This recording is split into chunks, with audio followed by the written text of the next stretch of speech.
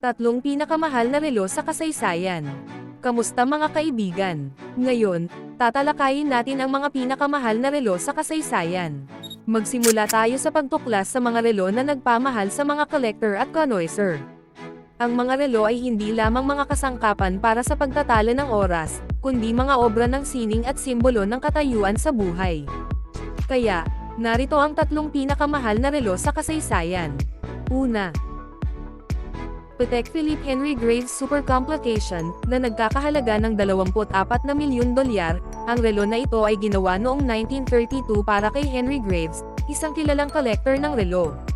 Ang Patek Philippe Henry Graves Super Complication ay isa sa pinakamahal na relo sa mundo dahil sa mga sumusunod na dahilan. Mayroon itong 24 na iba't ibang komplikasyon, kabilang ang Westminster Chimes, Perpetual Calendar, Sunrise at Sunset Times, at Celestial Map ng New York. Gawa ito sa 18 karat na ginto, na nagpapataas sa halaga nito. Tumagal ng 3 taon ang pagdidisenyo at 5 taon ang paggawa nito, na nagpapakita ng kahusayan at detalye ng pagkakagawa. Isa lang ang gawa nito, kaya't nagkakaroon ito ng mataas na halaga sa mga collector. Ito ay binili ni Henry Graves Jr. noong 1925 sa halagang 60,000 Swiss francs, at nagkaroon ng halaga na $24 na milyong nang ibenta ito noong 2014. Kinikilala ito bilang isa sa pinakamahusay na relo na ginawa ng Patek Philippe, at nagkaroon ng mataas na halaga sa mga eksperto sa relo. Pangalawa, Breguet Grande Complication Marie Antoinette, na nagkakahalaga ng $30 milyon. Ang relo na ito ay ginawa noong 1827 para kay Marie Antoinette. Ang Breguet Grande Complication Marie Antoinette ay isa sa pinakamahal na relo sa kasaysayan dahil sa mga sumusunod na dahilan. Una, komplikadong mekanismo. Mayroon itong 15 iba't ibang komplikasyon, kabilang ang tourbillon, perpetual calendar, at pagtatala ng oras sa 2 lugar. Pangalawa, materyales, gawa sa 18 karat na ginto at mayroong 637 diamante. Ikatlo, pagkakagawa. Tumagal ng 10 taon ang pagdidisenyo at paggawa nito. Hindi ito kailanman ginawa ng kopya, na nagpatindi ng halaga nito. Ikaapat, kasaysayan, ginawa ito para kay Marie Antoinette, reyna ng Pransya, noong 1783, gawa ng Breguet na kilalang pangalan at tatak na gumagawa ng mga dekorienteng relo. Ang mga relo na ito ay nagiging kolektibong bagay ng mga mayayaman at mga eksperto. At ayon sa Forbes magazine, ang Breguet Grande Complication Marie Antoinette ay nagkaroon ng halaga na $30 milyon noong 2008. At ang number 1 ay ang Graf Diamonds Hallucination, na nagkakahalaga ng $55 milyon.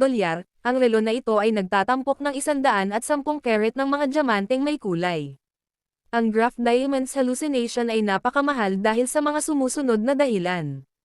Una, rarity. Isa lang ang gawa nito. Wala itong kopya, na lalo pang nagpamahal rito. Pangalawa, isa itong collectible item. Ang mga relo na ito ay nagiging kolektibong bagay ng mga mayayaman at mga eksperto. Pangatlo, ay ang kasaysayan nito. Ang relo ay nagkaroon ng halaga sa kasaysayan ng paggawa ng relo. Ang Graf Diamonds ay isang kumpanya na kilala sa paggawa ng mga dekorienteng relo. Pang-apat, ay ang materyales na ginamit. Ang mga diamantumang ginamit dito ay may mataas na kalidad at klaridad kaya napakataas ng halaga nito sa merkado. Mayroon itong 110 karat of diamond na may iba't ibang kulay. Ang mga diamante ay may kulay na kulay rosas, asul, lanti, dilaw, at morado.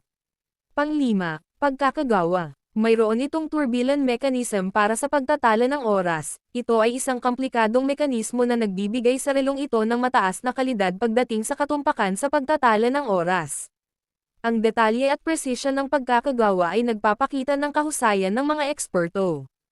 Hindi gumagamit ng battery ang Graf Diamonds Hallucination, kundi manual na winding mechanism na mayroong 50 to 70 oras na kahabaan ng power reserve.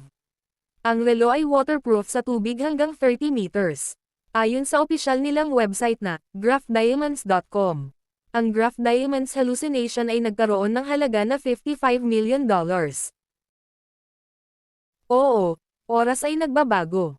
Ngunit ang kahalagahan ng relo ay nananatiling pareho, at habang tumatakbo ang panahon, ang halaga nito ay madaragdagan pa. Ang mga napakamahal na relong ito ay hindi lamang mga kasangkapan, kundi simbolo ng kasaysayan, sining at kahalagahan.